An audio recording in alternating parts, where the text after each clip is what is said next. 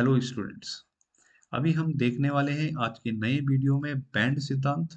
एक स्टूडेंट द्वारा requested video है और ये बैंड सिद्धांत यूज किया जाता है ठोसों के विद्युतीय गुण को जानने के लिए। ठोसों में जो विद्युतीय गुण होता है उसके बारे में अगर आपको जानना है तो आपको पढ़ना पड़ेगा बैंड सिद्धांत। अब ये ठोस की अगर बात करें सर तो थोड़ी सी दो लाइनें आप पढ़ लीजिए। इनमें जो चालन होता है विद्युत का वो इलेक्ट्रॉनों के गमन के कारण होता है और ये चाहे सॉलिड कंडीशन में हो या मोल्टन स्टेट में हो, दोनों स्टेट में ये क्या करते हैं, चालन करते हैं। अब ये जो इलेक्ट्रॉनों के चालन का गुण है, ये जो चालन का इसका गुण है, इस चालन के गुण को हम क्या बोलते हैं सर, चालकता। ठीक है। तो धातुओं में इस चालकता को अगर आपको समझना है तो आपको समझना पड़ेगा बैंड सिद्धांत। अब इस सिद्धांत को पहले बैंड सिद्धांत क्यों कहते हैं समझिए। देखिए, मैं क्या बोलता हूं कि मेरे पास है एक सोडियम और सोडियम है सिर्फ एक एटम, एक ही सोडियम है मेरे पास। तो इसके कक्षक अगर देखो तो इसके पास होगा 1s2, इसके पास होगा 2s2, इसके पास होगा 2p6 और इसके पास होगा 3s1। ठीक है। यही कहीं पड़ा होगा 3p। आप ध्यान दीजिए, ये भरा हुआ इलेक्ट्रॉन, ये कक्षक कैसा है, भरा हुआ, और ये कक्षक कैसा है, रिक्त। ठीक है। एक सोडियम में एक, अच्छा ये कक्षकों को हम भूल जाते हैं क्योंकि आंतरिक कक्षक है, हम बात करते हैं सिर्फ बाह्य कक्षक की। तो सोडियम के एक एटम में एक ही 3s कक्षक पड़ा हुआ है। लेकिन अगर मेरे पास दो सोडियम आपस में बॉन्ड बनाए तो अब दो एटम मिलके क्या बनाएंगे, मॉलिक्यूल, और मॉलिक्यूल बनाएंगे तो कौन सी थ्योरी लगेगी, मॉलिक्यूलर ऑर्बिटल थ्योरी। और मॉलिक्यूलर ऑर्बिटल थ्योरी बोलती है कि अगर आपको सोडियम के दो परमाणु मिलाने हैं तो इसके दो एटॉमिक ऑर्बिटल, दो 3s ऑर्बिटल आपस में मिलके दो नए ऑर्बिटलों का निर्माण करेंगे। तो ऐसा आपने 11th में पढ़ के आ रखे हैं आप। और इसका डायग्राम मैंने यहाँ पे दे रखा है, देखिए। मान लेते हैं मेरे पास ये एक सोडियम का एटम है, ये दूसरा सोडियम का एटम है, ये इस सोडियम का 3s1 ऑर्बिटल है और ये इस सोडियम का 3s1 ऑर्बिटल है। अब जब ये दो समान ऊर्जा के दो एटॉमिक ऑर्बिटल आपस में मिलेंगे तो दो नए आणविक ऑर्बिटलों का निर्माण करेंगे जिनकी एनर्जी क्या होगी, अलग अलग, है ना, भिन्न भिन्न एनर्जी जिनकी होगी। एक की एनर्जी होगी कम और एक की एनर्जी होगी ज्यादा। जिसकी एनर्जी कम होती है उसको बोलते हैं बॉन्डिंग ऑर्बिटल, जिसकी ज्यादा होती है उसकी बोलते हैं एंटी बॉन्डिंग ऑर्बिटल। ये आप जानते हैं। अब देखिए सर, जब समझना क्या है ये समझिए। जब एक सोडियम था तो ऑर्बिटल 3s कितना था, एक। दो सोडियम में आपको कितने ऑर्बिटल मिल गए नए, दो। तो सर अगर मेरे पास तीन सोडियम होंगे तो कितने ऑर्बिटल मिलेंगे, तीन नए ऑर्बिटल आपको मिलने वाले हैं। खेल यही है, समझिए। अगर मेरे पास एक मोल सोडियम हो तो 6.022 इंटू 10 की घात 23, 23 सोडियम हो तो कितने ऑर्बिटल बनने चाहिए, इतने ही नए ऑर्बिटल बनेंगे। तो नए ऑर्बिटल भी कितने होंगे, 6.022 इंटू 10 की घात 23 नए ऑर्बिटल बनेंगे। अब आप ये पूछ सकते हैं सर इतने ऑर्बिटल हमें क्यों चाहिए। देखिए, अगर आप किसी सॉलिड की बात करेंगे तो सॉलिड में बहुत सारे सोडियम पड़े हुए होंगे। सोडियम के एक क्रिस्टल में बहुत सारे सोडियम होंगे और मैं मान लेता हूं कि अगर मेरे पास जो क्रिस्टल है वो कितना है, एक मोल। एक मोल क्रिस्टल होगा तो इसमें इतने सारे एटम होंगे सोडियम के। और अगर इतने सोडियम है तो इतने सोडियम के 3s ऑर्बिटल मिलके इतने नए मॉलिक्यूलर ऑर्बिटल बनाएंगे। तो देखिए, ये दो सोडियम के थे, अगर 10 की घात 23 है तो यहाँ पे और भी ऑर्बिटल बनने शुरू हो जाएंगे इस तरीके से। बहुत सारे ऑर्बिटल यहाँ बनेंगे, कितने बनेंगे, 10 टू द पावर 23 ऑर्बिटल यहाँ पे ऐसे बनते जाएंगे। ठीक है। अब जब इतने सारे ऑर्बिटल यहाँ पे बनेंगे सर, तो इन दो ऑर्बिटलों के बीच की दूरी क्या हो जाती है, बहुत कम। इन दो ऑर्बिटलों के बीच की दूरी क्या हो जाएगी, बहुत कम। अब देखिए मैं इसको ऐसे समझाता हूँ। ये जो ऑर्बिटल होंगे ना, ये एक दूसरे के ऊपर ऐसे आ रहे होंगे और इन दो ऑर्बिटलों को अगर मैं ले लूं ऐसे तो इनके बीच की जो दूरी है ये क्या हो गई, कम।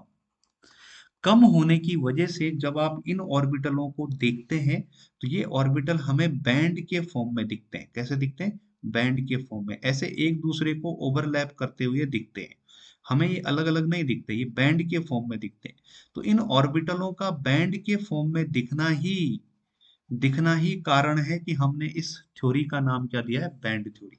अब देखिए, जिस ऑर्बिटल में इलेक्ट्रॉन फील्ड है, जो भरा हुआ है, वो दिख रहा है किसके रूप में? बैंड के रूप में। तो इसको बोल दिया हमने पूरित बैंड। इसको क्या बोल दिया? पूरित बैंड या संयोजी बॉन्ड। तो संयोजी बॉन्ड बैंड या संयोजकता बैंड। और जो ऑर्बिटल मेरा खाली है, इसको हम बोल देते हैं रिक्त बैंड। तो इतना आपको समझ में आ गया होगा। तो किसी भी सॉलिड में दो बैंड होने चाहिए, एक होना चाहिए रिक्त बैंड और एक होना चाहिए पूरित बैंड। आपको समझ में आ गया होगा इसको बैंड क्यों बोला। अब देखते हैं अगली स्लाइड। तो अब इस बैंड थ्योरी के आधार पर चालक, अर्धचालक और अचालक में हम अंतर स्पष्ट कर सकते हैं। देखिए, अभी हमने एक बात क्लियर कर दी है कि पूरित बैंड किसको बोलते हैं? संयोजकता बैंड को, जिनमें इलेक्ट्रॉन भरे हुए होंगे। कुछ बैंड ऐसे हो सकते हैं जो आंशिक रूप से पूरित हो, और कुछ बैंड कैसे होंगे? रिक्त बैंड। तो ये हमने बात कर ली है ना, कि रिक्त बैंड किसको बोलेंगे और पूरित बैंड किसको बोलेंगे। अब देखिए, हमने क्या बोला कि जब ये ऑर्बिटल होते हैं तो इन ऑर्बिटलों के बीच की दूरी क्या हो जाती है? बहुत कम। तो जब ये ऑर्बिटल, अब देखिए, अगर आप थोड़ा हायर लेवल चलें तो अगर एमओटी डायग्राम देखें सॉलिड का, तो अगर मेरा ये 2s ऑर्बिटल है तो 2s ऑर्बिटल इस तरीके से होना चाहिए, 2p ऑर्बिटल इस तरीके से होना चाहिए। लेकिन सॉलिड में ये एक दूसरे को क्या करते हैं? ओवरलैप। सॉलिड में ये एक दूसरे को क्या करते हैं? ओवरलैप। ऐसे ही 3s ऑर्बिटल भी 2p को क्या कर रहा होगा? ओवरलैप। तो ये 4s 3p को भी क्या कर रहा होगा? ओवरलैप। तो इसको मान लेता हूँ 3p, इसको मान लेता हूँ 3s। तो ये दोनों ऑर्बिटल एक दूसरे को क्या कर रहे हैं? ओवरलैप कर रहे हैं। क्यों कर रहे हैं? क्योंकि बहुत सारे ऑर्बिटल यहाँ बन चुके होंगे, तो ये एक दूसरे को क्या करने लग जाते हैं? ओवरलैप। तो देखिए, जब मेरा बैंड आंशिक रूप से पूरित होता है तो ये जो मेरा पूरित बैंड है, ये रिक्त बैंड को क्या कर लेता है? ओवरलैप कर लेता है। और जब ये एक दूसरे को क्या करते हैं? ओवरलैप करते हैं, तो ऐसी कंडीशन में ये सॉलिड क्या कहलाता है? चालक। ठीक है। और जब इन दोनों बैंडों के बीच में थोड़ा सा अंतर आता है तो हम इनको क्या बोलते हैं? अर्धचालक। और जब इन दोनों बैंडों के बीच में बहुत अधिक अंतर आ जाता है तो हम इनको क्या बोल देते हैं? अचालक। और इन ऊर्जा की, इन बैंडों के बीच में जो अंतर है, इसको बोला जाता है निषिद्ध क्षेत्र। क्या बोला जाता है? निषिद्ध क्षेत्र। तो अब आप डेफिनेशन से देख सकते हैं कि जिन ठोसों में आंशिक रूप से पूरित बैंड होते हैं, और ये आंशिक रूप से पूरित बैंड रिक्त बैंड के साथ क्या करते हैं? अतिव्यापन। जब ये एक दूसरे के साथ अतिव्यापन करेंगे तो आप इनको क्या बोलेंगे? चालक। अब जिनमें पूरित बैंड और रिक्त बैंड के मध्य कम ऊर्जा का अंतर होता है और कुछ इलेक्ट्रॉन क्या कर सकते हैं? यहां से हायर एनर्जी में जा सकते हैं, उसको हम क्या बोलते हैं? अर्धचालक। ठीक है। और जिनमें पूरित बैंड और रिक्त बैंड के मध्य क्या होता है? ऊर्जा का अंतर बहुत अधिक होता है, इलेक्ट्रॉन ऊपर की तरफ नहीं जा सकते हैं, उनको हम क्या बोलते हैं? अचालक। तो बहुत सामान्य सा अंतर है। पूरित बैंड को संयोजकता बैंड बोला जाता है और रिक्त बैंड को क्या बोला जाता है? चालकता बैंड। ठीक है, तो ये भी आप याद रख सकते हैं। तो सीधी सी बात है, अगर इलेक्ट्रॉन आसानी से जा सकता है तो तभी जाएगा जब ये एक दूसरे को क्या कर रहे हो? ओवरलैप, बिल्कुल ब्रिज जैसे बने होते हैं। और जब इनके बीच में एनर्जी डिफरेंस कम होगा, कुछ ही इलेक्ट्रॉन ऊपर जा सकते हैं, तो अर्धचालक। और अगर इलेक्ट्रॉन यहाँ से ऊपर नहीं जा पाए, बहुत ज्यादा एनर्जी डिफरेंस इनके बीच में आ जाए, तो ऐसी कंडीशन में इनको क्या बोल देते हैं हम? अचालक। एग्जाम्पल आप यहाँ से देख लीजिएगा। एक और चीज आप यहाँ पे बात कर सकते हैं कि चालक जो होते हैं, इनकी चालकता का जो प्रास होता है, ये 10⁴ से 10⁻7 ओम इनवर्स मीटर इनवर्स, है ना? ओम इनवर्स मीटर इनवर्स होती है। अगर 10⁻7 है तो ये बहुत अच्छा चालक होगा, और 10⁻4 है तो ये क्या होगा? थोड़ा कम क्वालिटी का चालक होगा। वहीं अगर हम किसकी बात करें? अर्धचालक की बात करें, तो ये 10⁻⁻6 से, है ना, 10⁻⁻6 से 10⁻4 तक इनकी परास होती है, रेंज होती है। और अगर हम अचालक की बात करें या आप बोलो क्या कुचालक की बात करें तो इनकी जो रेंज होती है ये 10⁻⁻20 से 10⁻⁻10 -10 ओम इनवर्स मीटर इनवर्स होती है। तो ये रेंज भी आप यहाँ से याद कर सकते हैं।